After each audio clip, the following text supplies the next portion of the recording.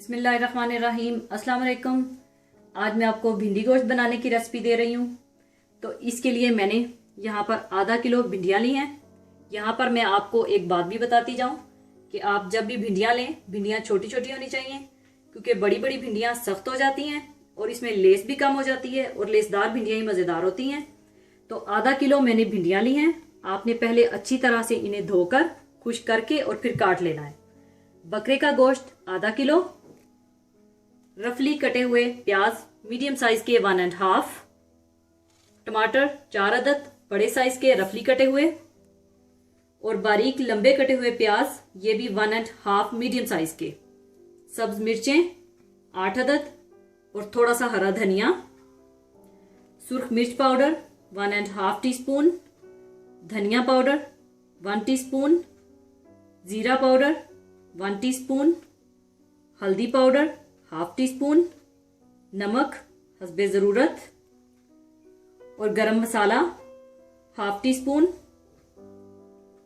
लहसुन तकरीबन 14 जवे, ये तकरीबन 1.5 होल गार्लिक है, और तेल 1/2 कप। आप अपनी मर्जी से तेल को कम या ज्यादा भी कर सकते हैं।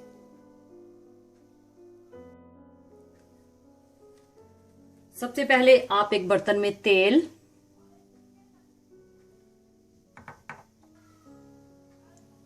गोश्त,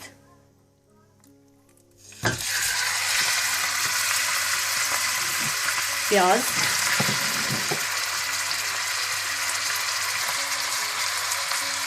रफली कटे हुए प्याज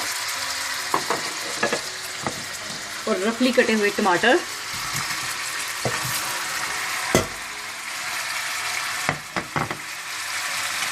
सुर्ख मिर्च पाउडर, हल्दी, धनिया पाउडर, जीरा पाउडर, नमक, लहसुन, ये डालकर आप अच्छी तरह से मिला लें।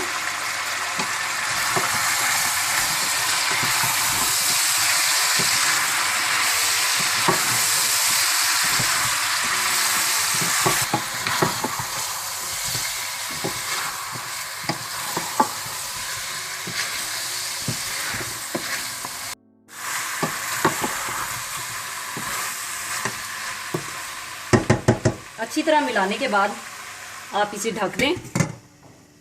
और बकरे का गोश्त तकरीबन 45 मिनट से 1 घंटे का टाइम लेता है पकने के लिए। तो अब आप गोश्त को तकरीबन 50 मिनट के लिए ऐसे ही लो टू मीडियम आंच के दरमियान में रखकर हल्की आंच पर पकने के लिए रख दें, और दरमियान में थोड़ी थोड़ी देर के बाद चम्मच भी चलाते रहें। इसके बाद खुला तेल गरम कर लें और इन भिंडियों को हम खुले तेल में फ्राई करेंगे।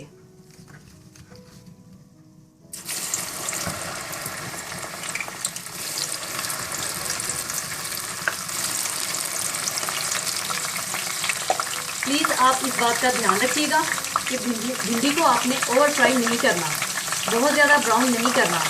अगर आपने बहुत ज्यादा ओवर फ्राई कर दिया तो भिंडी का जायका खत्म हो जाएगा।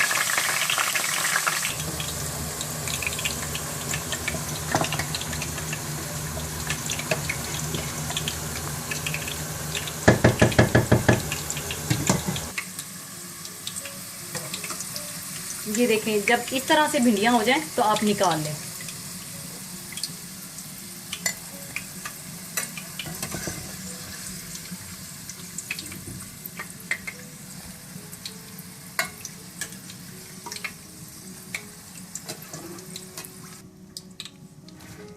इसी तरह से आप सारी भिंडियां फ्राई कर लें।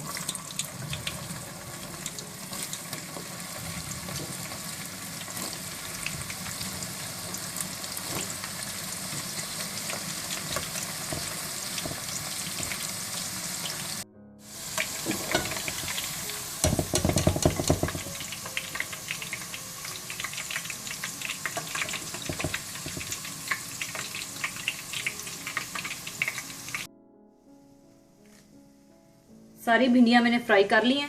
गोश्त को भी 50 मिनट हो चुके हैं। इसके बाद आप गोश्त को अच्छी तरह से भून लें।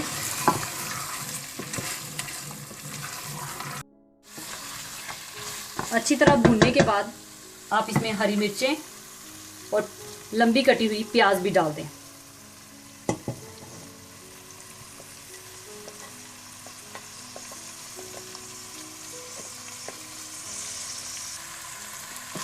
इसको अच्छी तरह से मिला लें। अच्छी तरह मिलाने के बाद आप इसमें भिंडियाँ भी डाल दें।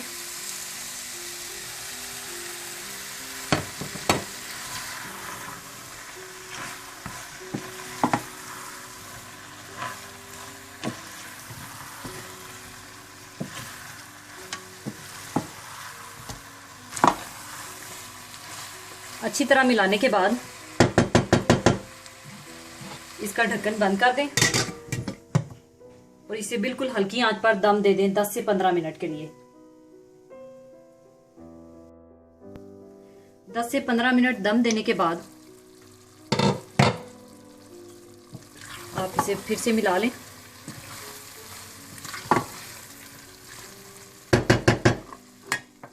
इसमें आप हरा धनिया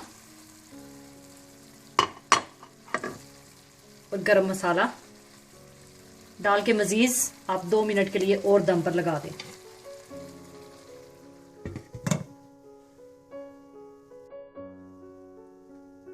भिंडी गोश्त तैयार है। अब इसे मैं सर्विंग के लिए निकाल लूंगी।